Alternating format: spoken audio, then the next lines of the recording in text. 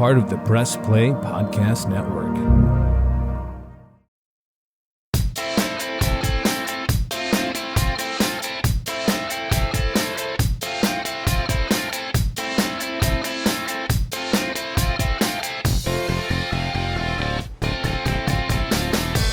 Hi, everybody. What's up? Welcome to the Sabol Brothers on the Baseline podcast, part of the Press Play Podcast Network. I'm your host, Scott Sabol. And I'm John Sabol. So today we are going to talk with none other than legendary Cleveland Cavalier, in fact, Mr. Cleveland Cavalier, Austin Carr. John, this is going to be a fun one. It's the off season, after the draft, the draft just happened. We're kind of getting into that Cleveland Cavalier mode. It's hard to believe because it feels like the season just ended, but I can't think of a better way to start the summer season than to talk with Austin Carr. Yeah. I mean, this is a guy that Cavs fans old and young know far too well.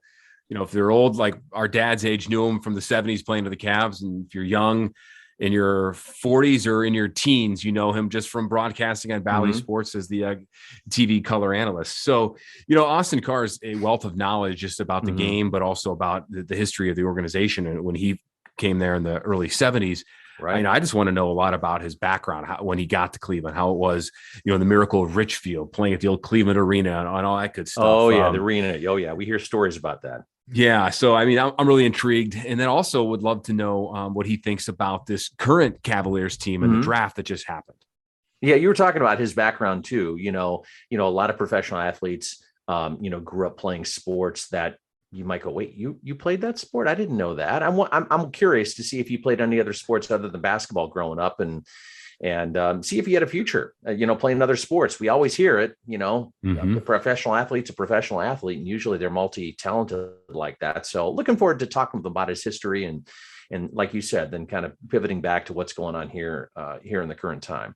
Yeah, Cavs draft wrapping up. Summer League starting here this summer, this month, I should say, coming into the early July over out in Vegas. So Cavs will be tuning up here a little bit. They'll go on a big break this summer, and then preseason and camp later up in September. So without further ado, let's get into that interview with Mr. Cavalier, Austin Carr, coming up right after this timeout. Hey everyone, this is Mike Voorhees. And I'm Brian Shaw. No, not the pitcher. We're the Guardians of the Land MLB podcast, formerly a Swing and a Tribe. Don't have time to watch 162 games of baseball? We do. We have you covered with recaps of the games, stats, and analysis throughout the MLB season. Subscribe now to Guardians of the Land and Press Play Pods for all your Cleveland sports analysis. The R&R podcast going to be rocking and rolling with you because football season is underway. College, Ohio State, the Power Fives, the MAC, the Browns. Michael Regai, are you ready to rock and roll with some football? Kenny, I've been ready. This is our time of year. This is what R&R is all about. We're going to be with you every week. Kenny just said it. Browns, NFL, Ohio State centric. So you got to stay with us all fall and winter long here on R&R. That's right. The Regai and Rhoda podcast coming to you here on the Press Play Podcast Network. Subscribe now and don't miss a show.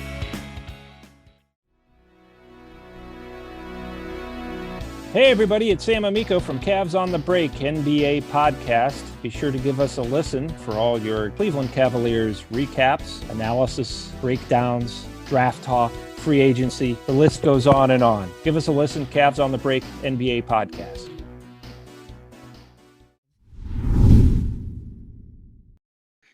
Welcome back to Sabol Brothers on the Baseline podcast right here on the Press Play Podcast Network. Our guest today is known as Mr. Cavalier, played 9 seasons with the Wine and Gold, has his number 34 retired, played way back in the 70s in those early years, but also in that miracle of Richfield. And of course, you see him on Bally Sports as the TV color analyst, Austin Carr. AC, thanks for coming on. How you doing today? Oh, just fine. How you doing? Well, I'm doing well. Excited to have you on. We appreciate you taking the time to come on and talk Cavaliers basketball. Oh yeah, I enjoy that. Absolutely. AC, your career, spanned about 10 years, 71 to 81. And a lot of our younger listeners, and you played before I was born. And I know not to date you or date myself, But, I know growing up in the Cleveland area, watching Cavaliers games, my brother would take me to games at the old Coliseum. We grew up in Hudson, so we went to we were big in the Price Doherty era. Right. But when I was younger, I'd always look up into the rafters, and if it wasn't my brother or my dad, they'd say, "Oh, that's Bobby Bingo Smith, that's Nate Thurman, that's Austin Carr." Yeah. And I would always ask my dad about you, and he would tell me all about your career and everything. Oh, okay. All right. Yeah. Yeah. It's kind of a situation where I really I went to Notre Dame, which was a football school, and came to Cleveland, which was a football town. So Right. I was kind of used to that type of reception, but I was happy to say that we made basketball a part of the society, and I was happy that we were able to do that. Absolutely. So let's take us back. You grew up in Washington, D.C. Is that correct? Yes. Mm-hmm. So how was it going from D.C.? You grow up there, and then you head to Notre Dame. That's a long period of time. How did you get started in basketball, and how did you get to Notre Dame? Kind of give us the Reader's Digest version and all that. All right. Well, I didn't start playing basketball till about the 5th grade. Mm-hmm. I was playing mostly baseball. I wanted to be a baseball player. But it's funny. My parents, who were working class people, my father worked in the government, my mother was a nurse. They were always pushing education. So they tied all of my brothers, and I had 4 brothers too, and we all had to have the grades before we could play. And that was one of my youngest brothers tested their theory. They couldn't play. So we all realized real quickly that what had to happen. But it was interesting growing up. Like I said, being a baseball guy, because really football was there, but it wasn't. I enjoyed it. I belonged to a neighborhood football team, and we would have fundraisers to get our uniforms. I mean, so it was I was a working man early in my life trying to uniforms, yeah. But it was a good time. I mean, and when I went to high school, that's when I really started playing basketball as a love of my life. I went there to Archbishop Mackin, and the Christmas tournament of my freshman year, the young man was in front of me. He got injured, and so I had to fill in and never look back from there. I mean, I averaged about 15 points that whole season and the rest of that season, and that was about it. I never gave that spot back, and that's kind of how it all developed, because I wanted to play football and baseball, but my high school only had 260 students, so we couldn't have a football team because we didn't have enough students. So, and baseball, we had a nice baseball team, and which I wanted to play baseball. I got a AA opportunity from the Washington Senators then. That's what they were then. But my father was education. He said, you can't play baseball, son. You got to go to school. So that's kind of how all that happened. And then my basketball, because I used to watch Dave Bean, Elgin Bell. I watched these guys on the playground, man, drooling at them, watching them play.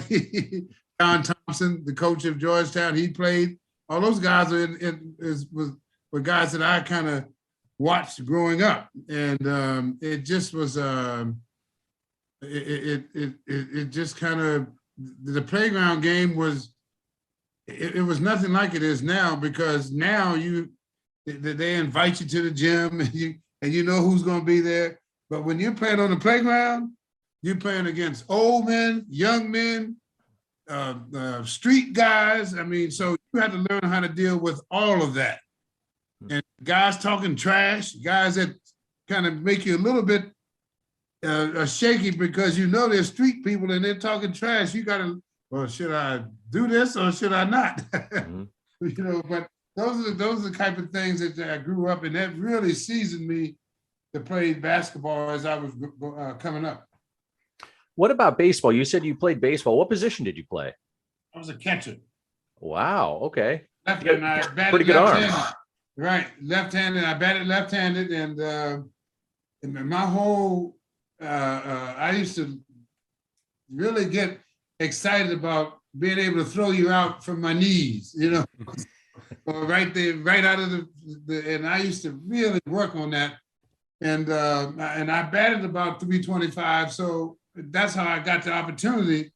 I went to Notre Dame, and I was going to try to play baseball there, and then naturally being a catcher, I used to use a padding in the palm of my hand, but I didn't my freshman year, and I broke a bone in my hand. In the basketball, people said, you didn't come here for that. No more baseball for you. And that was it. So my baseball career came to a screeching halt. Did you have a favorite baseball player growing up? But naturally, Willie Mays, Hank Aaron, all those guys were all coming along. Harmon Killebrew was a guy I liked. And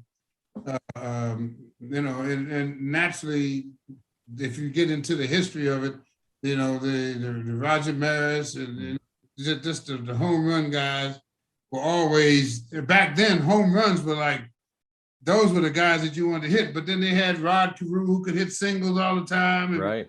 It was just a lot of good, solid baseball players, man, that were just fun to watch. And baseball had a different aura about it then. It was much more a game that everybody wanted to play, regardless of who you were. And now it just seems like they've lost some of the luster. Well, if you think about it, AC, it really worked out for you in your favor leaving baseball for basketball because of your career. But I mean, when I looked at some of your stats and accomplishments at Notre Dame, there's a couple things that jumped out at me that I had no idea about. Like, for instance, you hold the NCAA record for most points in a game? Yes. 61 in 1970 against Ohio University.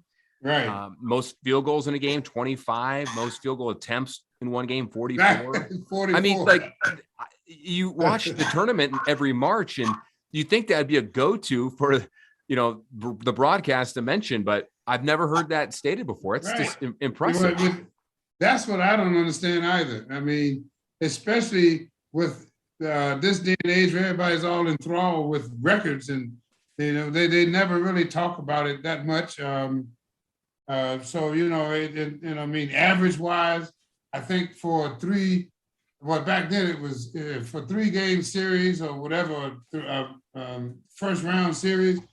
I mean, I averaged 49 or 50 points for one of those series. And I'm like, but they never talk about those kind of things. So I don't let it bother me anymore. I used to get upset, but it doesn't bother me anymore. It's in the past, and that's it. And sooner or later, they'll recognize it. But right now, everybody's all caught up in the present and what they have now.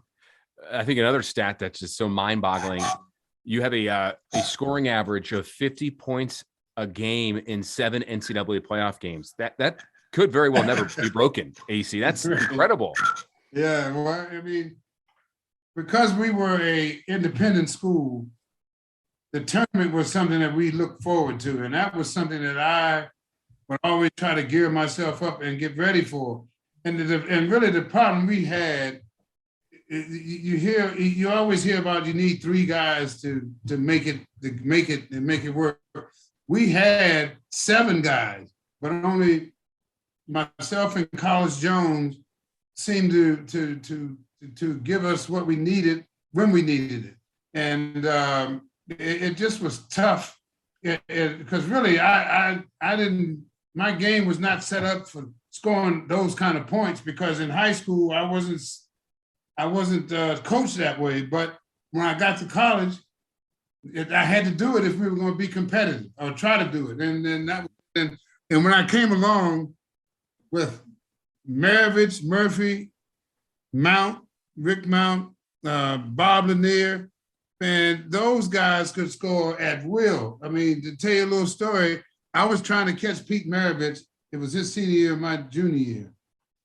He averaged, it was about, for a 6-game period, he averaged almost 50, 60, almost 60 a game, and just blew me away. I had to end up with the second second scoring in the country because he just went on a tear that was just unreal. But he was, and that's another thing. I don't mean to get off the subject here, but they don't talk about him. They don't talk about Kareem.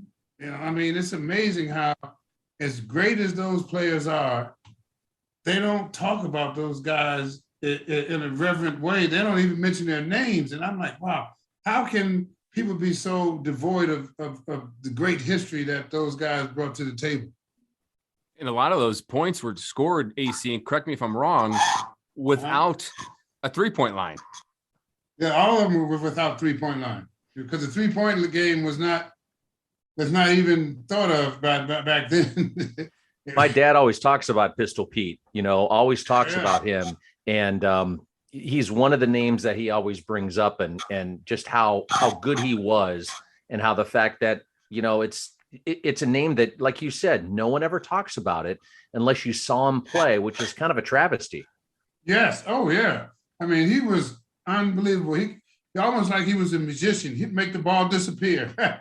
I mean, he was that good. I mean, but again, people don't, and for a while there, they were getting back into nostalgia, but they've let it go now. So they don't really get into it like they used to.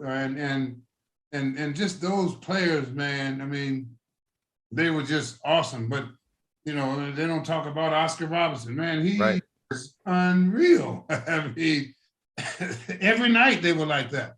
You know, Oscar told me one time, he said, you know, AC, if I had known that they were going to make that big a deal out of about a triple-double, he said, I'd have got one every night. Jeez. I said, okay, Oscar, all right. And really, for 2 seasons, he did it. He got it to one season, and then the next season, he missed it by 1 assist a game, the second season. But he said, I could have done it every night, but I was just trying to win games because stats didn't mean anything then. You know, you talk about baseball too, and, you know, baseball is like it's a sport that has so much history and it goes way back. It's almost like of the 3 big sports, baseball is the one that people talk about the history, and they compare players going back 50, 60, 70, whatever years. Right. And unfortunately in the NBA, you know, it seems like once you get pre-19, I'm making this up, mid-70s, early 80s, it's like it never happened. You're right. Exactly. You're right. I mean, you're right.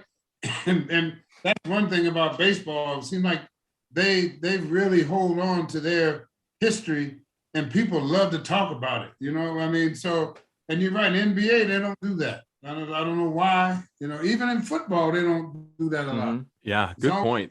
Right.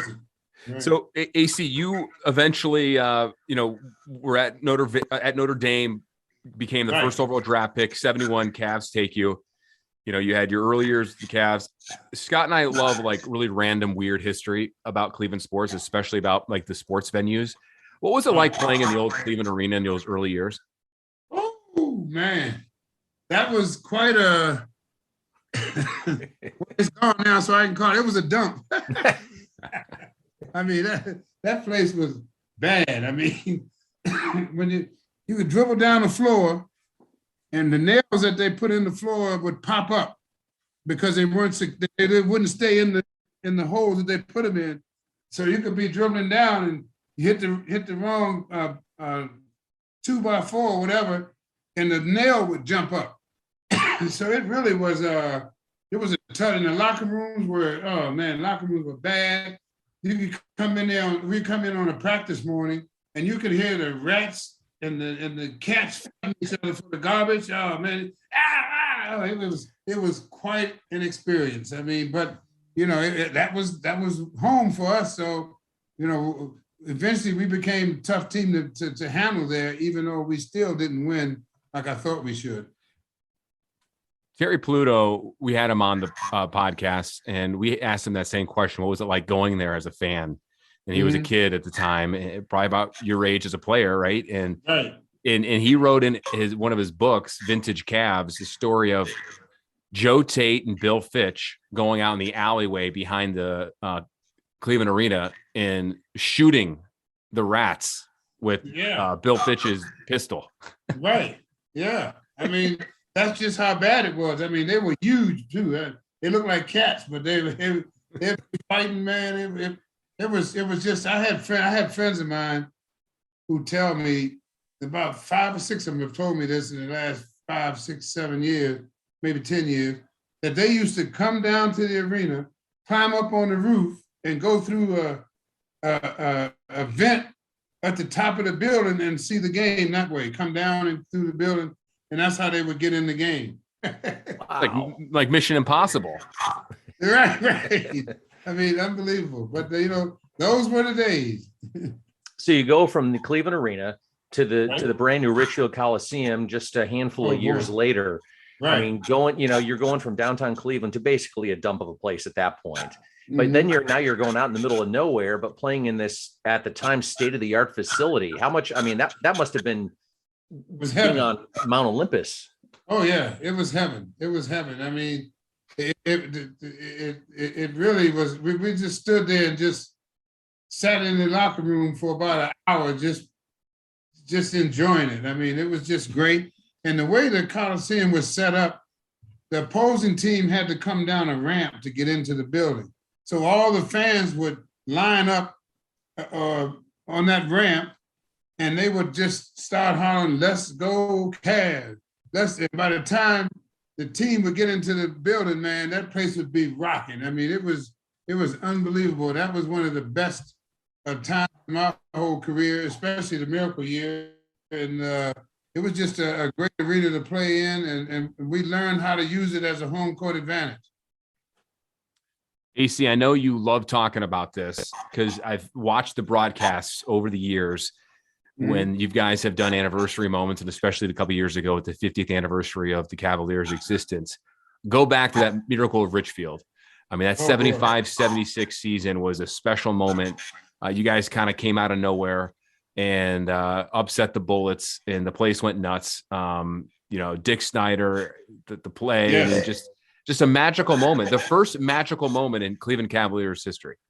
Oh yeah, it was unbelievable, because really the year before we lost in the last game of the season from making the playoffs. We I think we lost by 2 points, and I forget who we lost to, but that knocked us out of the playoff contention. So the next year we came back, everybody was pumped up, ready to go, and we started the season out 6-11.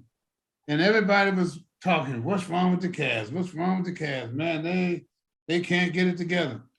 And then we traded for Nate Thurman. And once we got Nate, everything changed. I mean, it was amazing. He just brought a confidence to our team that really propelled us into thinking that we could win a championship, which I really believe if Jim hadn't have got hurt, we might have had a chance. We probably could have beat the Celtics, but him getting hurt and the way we were set up as a team, that really was tough for us to overcome. But that was like I said, that was the best team I ever played on, especially on the court and off the court. That's the best team I ever played on.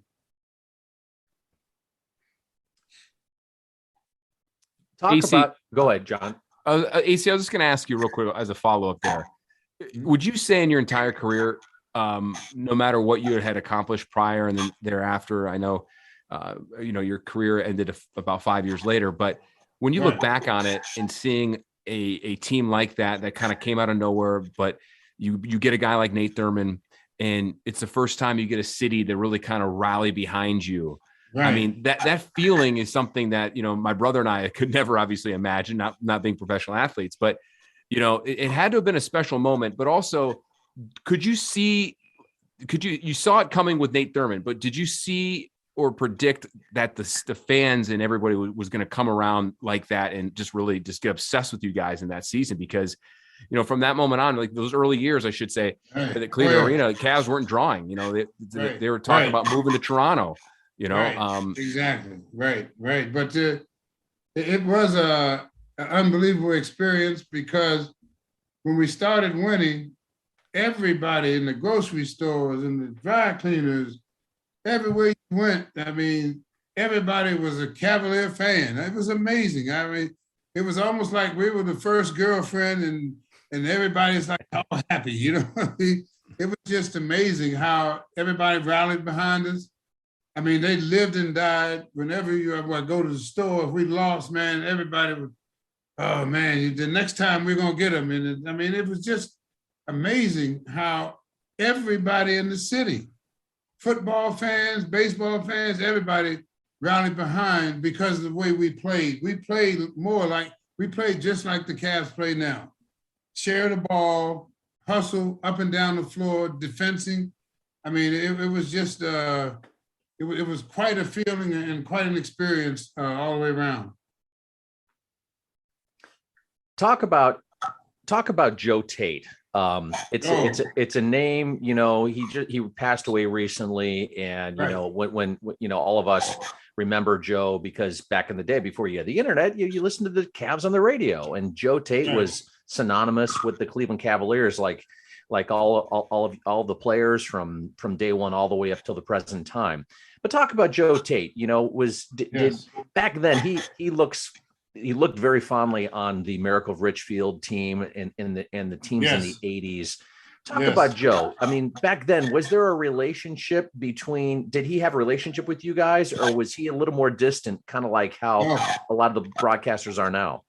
You know, he had a relationship with us, but he was not, Joe was not the kind of person that's going to embrace you. I mean, he's going to embrace you, but his way.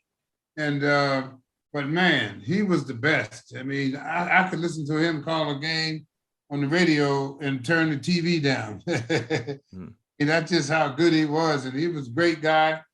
No nonsense kind of person though. Mm-hmm. He didn't take, he didn't like BSing. He didn't like people like that. I mean, he would let you know that too. But he was a great guy. And man, he taught me a lot. I remember he told me one time, he said, AC, you can't get emotional like that because your name is no longer on the back of that jersey. He said, just call the game like you see it, and that's it. But you can't, after the game is over, you can't get emotionally wrapped up in it because you got another game coming up. So you can't do that because that's not part of your job. And ever since he told me that, then I kind of approached my whole situation a lot different. Yeah, definitely hard for you, Mr. Cavalier, to not get emotional. Oh, yeah, you're right. Sometimes I get labeled as a homer, but hey, man, this is the team that I've spent my whole life with. So it's once in a while I think I'm allowed to be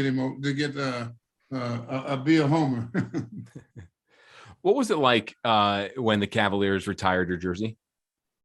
Oh, well, that was quite a bit. Because it was during a game that we were playing. I was with Washington then, and we came in to play the Cavs, and they retired it. And then they really didn't let me know until I got here that they were going to do that. And you look at the way I looked at it is, you know, all the operations and knee problems I had and struggles and all the pain that I went through to play, I mean, it all was worth it when I got my number retired. I mean, I really, and like I told Coach Fish this, the only thing I regretted about my whole career is that I never, other than my first 3 years, I was never the same guy because I had those injuries. And I told him I wish that I could have stayed healthy so I could have been the player that he drafted. And, but you know, hey, my father used to tell me, said, son, you can't worry about the spilt milk. You got to try to deal with what you have now. And that's kind of how I approached the whole thing. And once I got mentally comfortable with that, it really didn't bother me. And I really played some of my best ball those last 5 years, even though I was half the player. But I had learned so much about the game from all the veterans that I was able to be competitive the last 5 years. AC, if you were to being a player now in the NBA and you had those knee injuries, in this day and age with the rehab and science and medical and surgery. Much different. Your career would be completely different. Oh yeah, much different, much different. I would have played. I would have.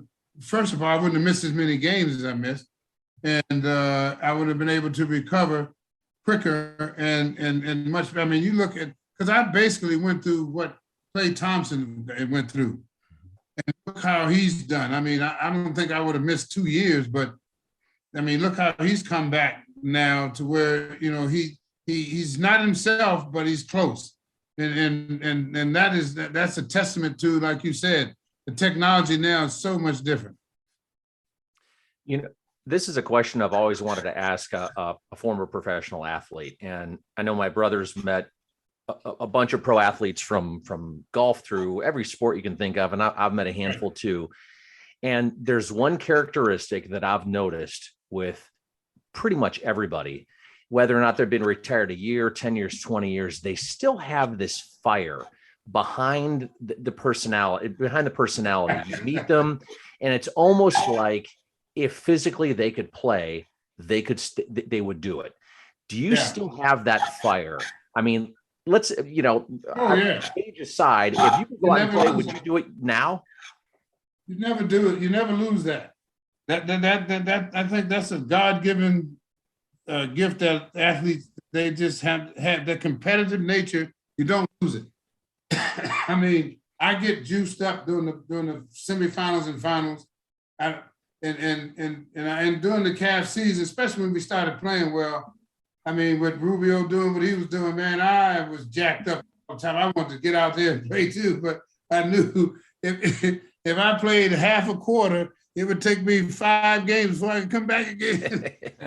So you take out your frustrations on the golf course, is that right? Yes. Well, that's kind of where I've transferred my competitive nature to is the golf course. So I can handle that. I've heard you're a good scratch golfer there. No, not quite scratch. My handicap at one time was 2. Now I'm up to 8. So because I don't practice anymore like I used to, I don't have the time. So I just kind of deal with that.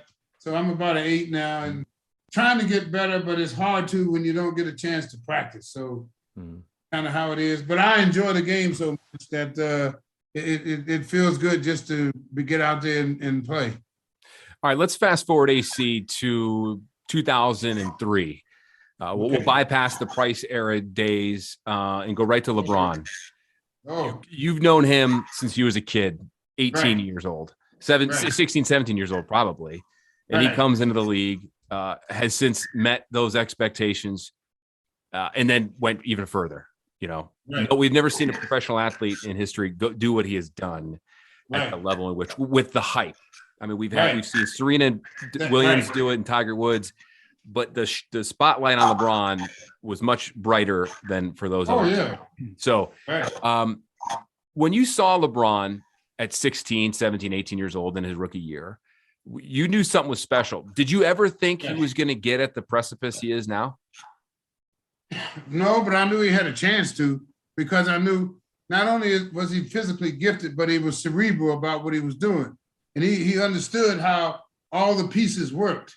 And you could see at his young age how he would put people in certain positions. He would do certain things. I mean, he's a savant when it comes to the game. And it was really interesting. I called the only game he lost the high school game he lost. I called that game in the state finals that they lost to Pickering, one of those schools down there, and really it was a man.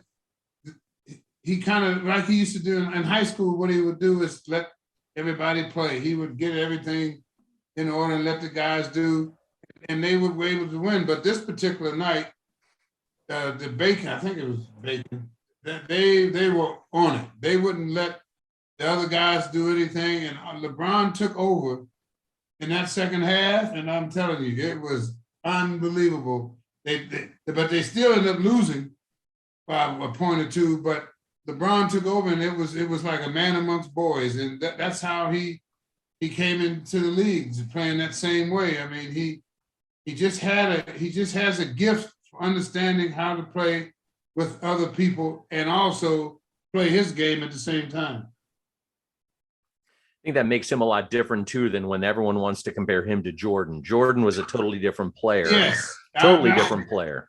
That's exactly right. I mean, Scott, you hit the nail on the head. And I don't know why people want to keep trying to do that.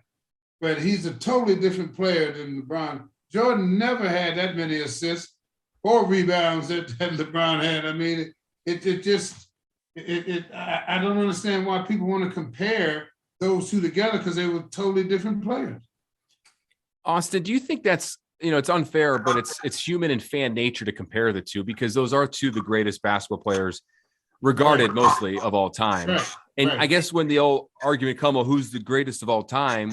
I mean, it's hard to really give that answer because they were two different players. Right. But knowing that and knowing their skill set and their titles and all that, I got to ask you, who do you think is the greatest between those two? Or is it somebody else? I don't think you can pick one guy because Bill Russell was one of the best ever. And he had 9 championship rings. Now, if we're going to go, because they like to throw that in there about Jordan with the 6 rings. Bill Russell had 9. And he had 2 more as a coach. But he had 9 as a player. And I'm going, well, wait a minute now. And his stats were great. I mean, he averaged 20-something points and 30 rebounds in a couple of his seasons. I'm going, well, wait a minute now. They don't want to talk about him. They forget all about that. I mean, it's just, you cannot compare the whole, and I just don't understand how people can just forget about the history like that when good as they played and good as they are, it's hard to pick one guy. I mean, because you say Jordan, then I hit LeBron. And then when I say LeBron, then I'll hit Wilt Chamberlain. Then I'll hit Bill Russell. Then I'll hit Jerry West. Then I'll hit, I mean, so you start talking about guys. It's hard to put a handle on the best player ever. You'd have to go by positions and pick 3 guys out of each category, I think, to make it fair. Let's kind of go a different direction here. Talk about your broadcast career. Did you think after you were done playing, 40 years ago that you'd go into broadcasting, or was there something that you always wanted to try? Did you look at that as being the future? No, the Dallas Mavericks kind of settled that for me because I was the first player they took in the draft, and I was the last player they cut. Then they sent me to Washington, and I had just signed a 4-year deal there. So when I retired after my last injury, I still had 3 years left on my contract. So they wanted me to come down and do some games with Frank Gleber, who was one of the best at CBS then. And that's who I did a few games with Frank, and he taught me a lot about the game and about the announcing. And then I came back home and I started doing the Big Ten. I did Michigan, Indiana. I did those games for a while. And then when I came back because I went into private business for a while, when I finished that, came back to the Cavs, I got an opportunity to do the game, and just like in high school, I just kept going. The 2016 NBA Finals, we all know it happened. Cavs did the unthinkable. But for you, looking back at it now, extra special because of that moment you shared with Fred McLeod. Right. You've seen the video that Beth took, Fred's wife, at the time, and posted on social media of you guys sharing the moment, the final seconds, and crying and just embracing it. And, we just had the anniversary of the title a few days ago, or on Father's Day, I should say, a few weeks ago. That's a video I'm sure that in your mind that you'll never forget. Oh, no. For our listeners and for us, for my brother and I to not really know Fred well like you did. Right. Talk a little bit about Fred and that moment and that team. Oh, well, first of all, we shouldn't have been in the arena because the NBA does not allow local broadcast after the first round. So I don't know how they got us in there. Matter of fact, we were sitting next to the people from Belgium, China. We were sitting in a section where all the foreign countries were broadcasting the game back to their countries. And I don't know how we got in there, because right about a foot and a half of over my head was an air-conditioned duct. And all I could hear was the whole game.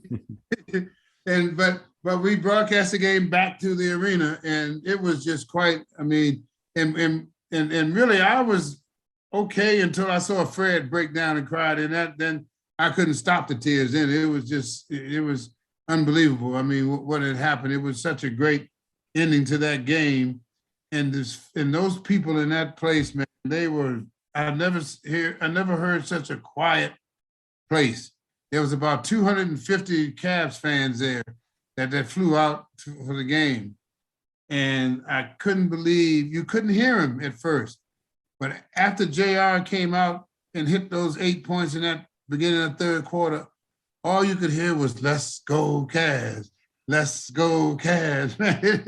It was an experience I'll never forget. It was unbelievable. And Fred and I just in trying to get down to the floor through all those disgruntled fans was not quite, it wasn't too easy to do. So we had to almost fight our way back down to the floor, but it was quite an experience, man. And I really miss Fred. So let's take us to right now, right? The 2021-2022 season's behind us. Right. You know, the Cavs have been kind of in a rebuild over the last several years, you know, and they're showing some life. I mean, last season showed a lot of promise. Where do you see this team going this season in the 2022-23 season? Where do you see them overall as a team? Break it down however you'd like.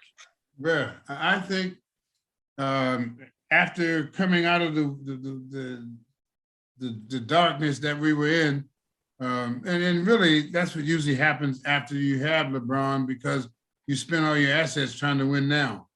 But the best thing is that we have a future now because we have assets, and that's what's, to me, that's where I feel the happiest about our franchise, that we have assets that we can build on to make our team better. I think last year the team kind of surprised themselves, but they started to believe in themselves, and don't underestimate the value of Ricky Rubio.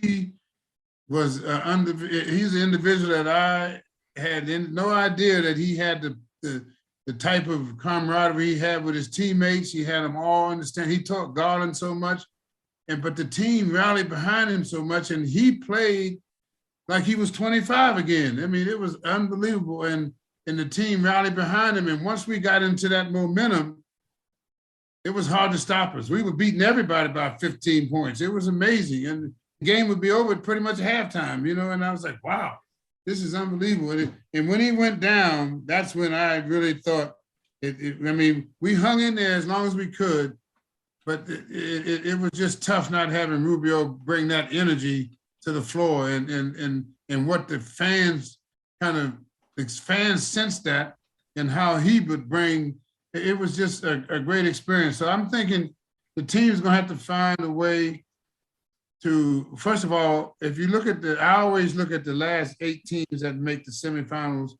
and get to the finals. They all have guys that can put the ball on the floor. They all have guys that can shoot it. And at least 7 or 8 of those guys, and they all play without the ball and with the ball. So that's what we have to become more of. And if we're gonna play those 3 7-foot guys, we gotta have 2 guys out there that can facilitate. You know, I mean, because we wore Garland out. But see, what we had with Rubio was we could put him and Garland in the game together, or when one would go out, the other one would come in, and we still kept that energy level because we had facilitated, somebody that could facilitate. So that's where we have to find a way to get that energy back to where if we don't have Garland in there, we still have somebody that can bring the energy level that we need to get everybody involved and get it up. And and keep because our defense is going to be there. Our defense is going to be there. It's just we have to get our offense to the point where we can depend on it every night. And hopefully, Mike Fratello. Oh, hold on, John, real quick. You remember we interviewed Mike Fratello? It was back last winter, and he was comparing this team to the teams that he coached back in the mid '90s. You know, very defense oriented, somewhat low scoring. Do you agree with that? In a way, yes. I mean, they are like that. I mean, they're not a team. If you're going to score 110 and 15 points, 20 points, that really pushes us. But if we keep you around 100 points, then we were in all those games. And that's why I was so excited about the playoffs, because the playoffs, the game slows down. You don't see all those 120 point, 25, 20, 115, 110 is big in the playoffs. And with our setup we had, that would have been perfect for us. But we never did get an opportunity to get there. So that's why I'm kind of looking forward to see how we're going to come out this year. And because we still have some questions we have to answer, with Sexton, how we're going to handle that situation. And let's stop this interview right here. This part of the interview was actually recorded just a few days before the Cavaliers traded Colin Sexton to the Utah Jazz for Donovan Mitchell and, among other players and assets, the Cavs sent to Utah. The next section of this podcast is an interview Scott and I did at Cavaliers Media Day on September 26th. And we caught up with Austin Carr again about his reaction to the trade and now his overall feeling of this Cavaliers team now with the acquisition of Donovan Mitchell. And that's where we will pick this up right here. Austin, a lot has changed since Scott and I spoke with you over the summer. Right, it sure has. Yeah. Big trade. Did that surprise you? Yes, because I thought he was headed to New York. I mean, he has relatives there. I mean, whatever I thought the Knicks would do, especially in the situation the Knicks have been in over the years, I thought they would do whatever they had to do to bring him in there, because that would change their whole fortunes. But I thank God that we got him, because he fits better with us than he does them. No question. When you look back at that trade, obviously Cavs gave up quite a bit, but you're getting a guy who is a perennial All-Star, has had a playoff experience. I think he's played 39 playoff games. I mean, those guys don't grow on trees. No, they don't. They don't, especially in this league now. Most teams gobble those people up. And but when you look at, as far as giving stuff up, we've already used a lot of our draft capital to get what we have now. And where Donovan's probably the oldest guy at 26 with, 3 years left on his deal. So I think this is what we started with when LeBron left. This is what we wanted to get to, and we're there now. So I think we can afford to give up a few of our assets to strengthen what we have now. Coach mentioned that he's not going to put a ceiling on his team. Right. I mean, there's just so much potential. Where do you see this team ending up at the end of the season, assuming there's no injuries? I mean, right. Well, that's the key. I mean, with no injuries, I'm looking at us to fight for the Eastern Conference. I mean, you look at it. Before Rubio went down, we were third in the Eastern Conference. I think we still have potential to get there again, especially now. And because a lot's going to depend on, again, we look good on paper, but you got to make it work on the court. And that's the key. And if you start out slow like we did, coming out of the year before the Miracle Year, and then the Miracle Year started out, we were 6-11. And the whole city was like, what's wrong with the Cavs? Right. What's wrong with the Cavs? So, you got to be able to handle expectations, and that's what I'm hoping we'll be able to do from the beginning. You can already tell by listening to the coaches that everybody's trying to downplay the expectations, but you can't downplay it because it is what it is. I mean, everybody knows how we were last year. And the one important thing the coach talked about, I thought, was we didn't do anything. We really didn't do anything last year. So he can sell that to his players, and they should be ready to go at the beginning. Right. You have nothing to lose. Nothing to lose. So just go for it. You got the talent out there. Now let's make it work. AC, how important is it to have the chemistry build off the court already? Donovan Mitchell immediately joins the team, and voluntary workouts in Nashville. I mean, he's here in the community. He's at Browns games. He wants to go to Guardians games. He says he wants to explore the city. He loves the cold. This is a Cleveland guy. Right. Well, the one thing for sure, coming from Utah, he's used to cold weather. So it's not like that's going to be anything different to him. But I just think that he fits in because his mindset is there. And he knows when he heard of the signing, the first thing he got happy about was the fact that we didn't have to give up anybody. That is what he was most happy with. And when I heard that, I said, oh, this guy, he's bought in already, and we're ready to roll. So it's going to be very interesting. We will probably have one of the strongest backcourts in the NBA, if not the strongest. And with our front court now, I mean, with the ability to protect the rim and all that, it's going to make us tough on both ends of the floor.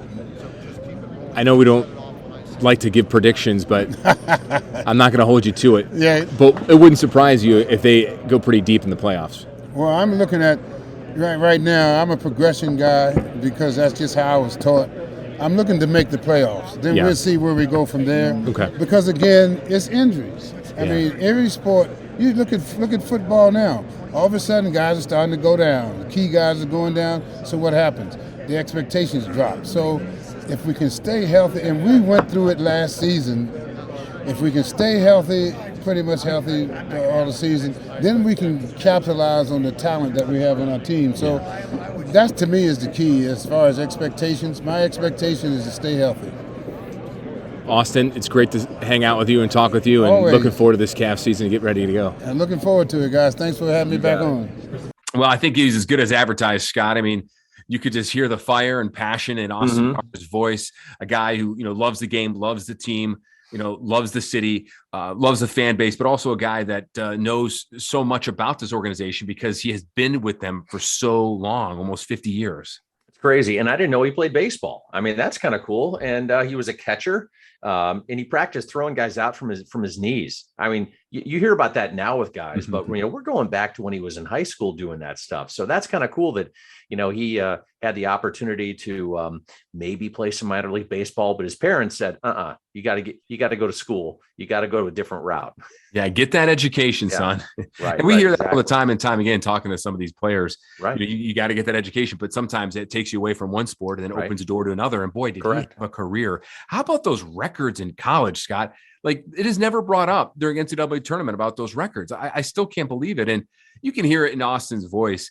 He doesn't understand it either. It used to bother him, but now he's over it. But it's still incredible. And it's kind of a shame too, that a lot of sports, they don't look at the history. They don't talk about what he scored 61 points in a game. Yeah, that's ridiculous. I mean, now nothing against players now, but 30 points is a big deal. 60, right? That's But you're right. I mean, after a while, you just kind of got to let it go, and and he's done that. What I find fascinating too is that nowadays his golf game. I mean. His golf game. What did he say? He had a 2 handicap and now it's an 8. I think he could probably take us if we went out there and played with him.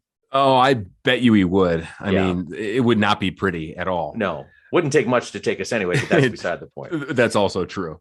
He's just a guy, Scott, that, when you look back at the times of watching the Cavs during the LeBron era, even some of those lean years before he got there, and then the lean years after LeBron, and then now, I mean, he's pretty much been around since he retired in a way. Right. I mean, he was even around a little bit during those Cavs, those Bryce Doherty years too. I mean, he has seen it all. No wonder why he gets the nickname Mr. Cavalier. And you almost got to wonder too, you talk about the injury. We didn't really go that much into his injuries with his knee and everything that happened. I think year 4 or 5 of his career. And he was never the same. And you could look at his numbers. He's averaging 20, 22 points a game and he drops down to like 14 or 15 a game. You got to wonder if he would have been, first off, not hurt, or if that would have happened nowadays. I mean, you're talking about a guy who would be a perennial all-star and could have been among the all-time greats. But you know what he also said too? He learned how to play differently. He learned how to play, not to get cliched, but maybe smarter. And he said, maybe I played my best basketball after the injury, in a weird way for an athlete to actually, come to that conclusion. And for that to, how many years later, 40, 45 years later, to come to that to that piece, I guess, with where you were, and I don't know, some athletes, it takes them a while, but he seems to be at peace with all that, which is great. And he's enjoying life. Well, I want to thank Austin Carr for joining us here on our podcast. I know he's a busy man trying to enjoy the free time that he has, because the season will be here before we know it. You can subscribe. Don't forget to subscribe to our podcast, Sabol Brothers on the Baseline. You can find it on Spotify. You can find it on Apple Podcasts, or if you're at work and you don't have either one of those two, you can just go to Press Play Podcast, and you can find it and just click it, put it on the window on your computer screen, put your headphones in, and you can kind of listen away. You can find us, by the way, on Twitter. You can find me on Twitter at Scott Sabol Fox 8. You can follow the pod at Sabol Brothers, and you can follow me at John_Sabol. And if you are on Twitter, give us a follow, and we will be tweeting out, and we have been doing it now for the last year, links to the newest episode, as well as some teaser audio clips of some of our conversations with our guests. Yeah, should be fun. Want to thank Austin Carr. And again, don't forget to subscribe. John, this has been fun, and looking forward to the next episode.